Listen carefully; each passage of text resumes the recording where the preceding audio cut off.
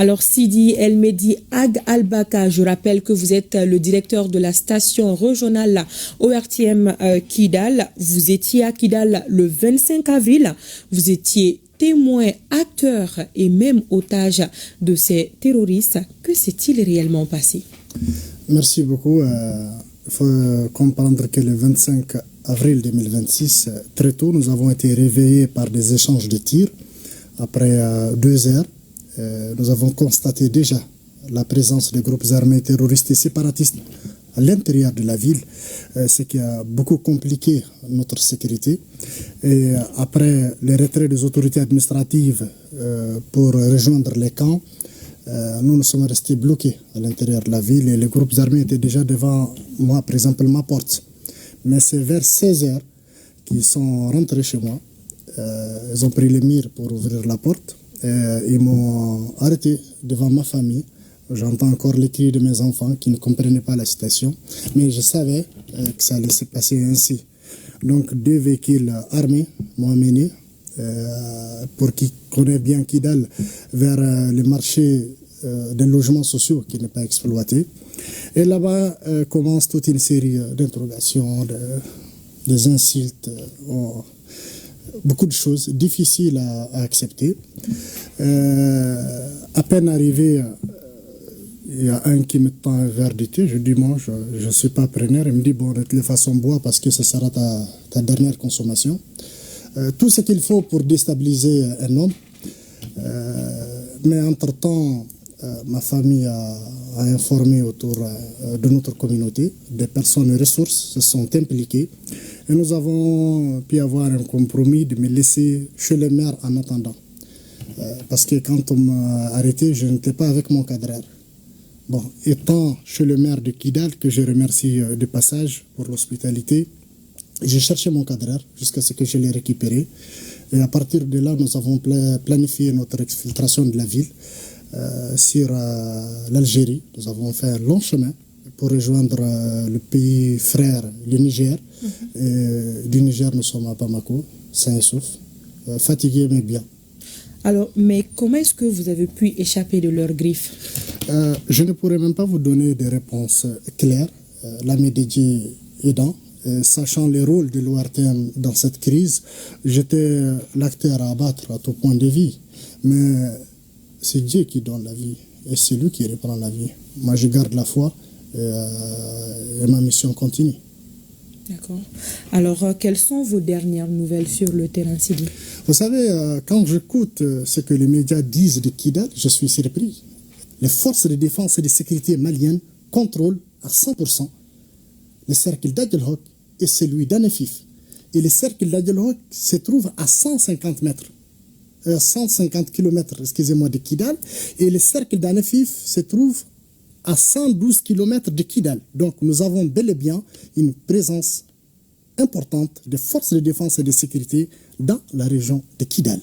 Mais il faut comprendre qu'au moment de l'interpellation, moi j'ai entendu beaucoup de choses.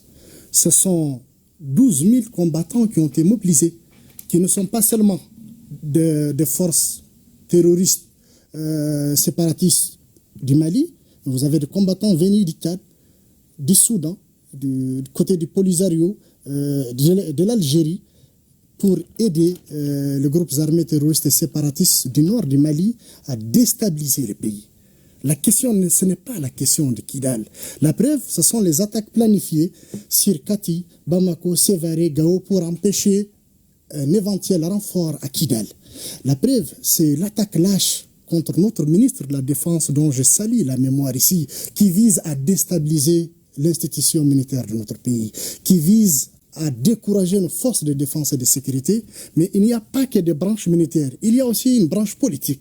J'ai entendu le nom, un imam connu à Badlabougou, logé en Algérie, son nom est revenu plusieurs fois là où j'étais, un politicien malien qui s'est affiché il y a quelques jours avec des prisonniers de notre pays aux mains du JNIM, a été cité plusieurs fois. C'était un plan international avec des mains extérieures qui visait à déstabiliser totalement le Mali et installer ces 2 hommes à la tête de notre pays. Mais pire, les plans prévoyaient aussi d'organiser des attaques contre les populations civiles, notamment du nord, notamment à Bamako, faire de l'amalgame aux Touaregs, aux Arabes, aux Peuls, aux Dogons, aux Soreilles, pour pousser les populations à se révolter et à faire du Mali une sorte de Somalie.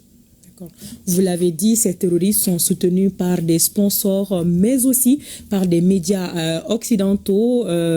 Comment expliquez-vous cette cabale médiatique contre notre pays? Vous savez, c'est très simple à comprendre. Il y a quelques semaines, je ne sais pas si ça vaut une semaine, notre pays a pris un acte fort en reconnaissant le Maroc sur la question du Sahara. Et il y a des pays qui n'ont jamais accepté cette pilule. Qui les a chassés de notre pays. Je vais vous dire directement, la politique française n'arrive pas à admettre encore son échec. Le départ des forces onusiennes au Mali, nous sommes en train de payer encore la facture de ces fortes décisions prises par les autorités de la transition. L'échec de l'accord d'Alger, aujourd'hui, vous avez écouté le président algérien qui l'a dit, la solution malienne est à 90% algérienne, mais qu'il arrête de rêver, c'est un problème malien, et la solution ne pourrait être que malienne, mais pas de cette façon-là. Alors, Sidi, quel est le message que vous avez à l'endroit de la population? Juste avant ce message, permettez-moi de saluer l'esprit de l'AES. Vous savez, nous sommes passés par le Niger et nous avons été accueillis et traités d'une façon exceptionnelle par les autorités du Niger.